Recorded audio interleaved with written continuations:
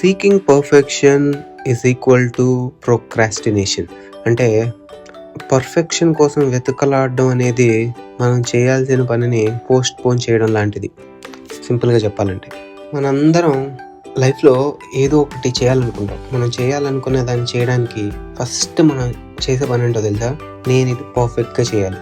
So దానికి నన్ను train చేసుకోవాలి ఆర్ ఎక్విప్ చేసుకోవాలి. సో వెయిట్ చేద్దాం, నిదానంగా నేను పర్ఫెక్ట్ అయిన తర్వాత ఐ డూ ఇట్ అనుకుంటాం. But it is not gonna happen.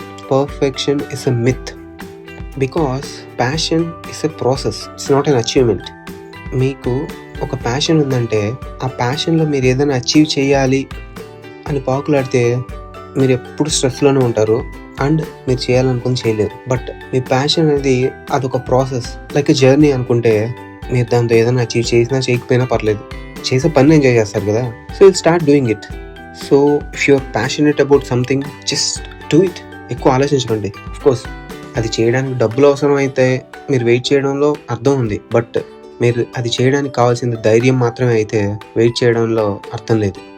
సింపుల్గా ఒక ఎగ్జాంపుల్ చెప్పాలంటే, మీకు పాడాలి అనిపిస్తే ఒక 10 మంది ముందు వెళ్ళి పాడేయండి. మీరు బాగా పాడతారా లేదా, పాడగలరా లేదా ఇలాంటి డౌట్స్ ఏం పెట్టుకోకర్లేదు.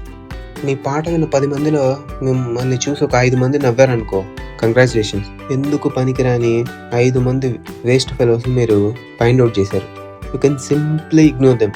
ఆ 5 మంది వల్ల మీకు ఈ ప్రపంచానికి ఏ ఉపయోగం లేదు, వాళ్ళు వదిలేయచ్చు. ఇంకా మిగిలిన వాళ్ళు ఉంటారే, ఏదర్ వాళ్ళు మిమ్మల్ని అప్రిషియేట్ చేస్తారు లేదా అడ్వైస్ ఇస్తారు.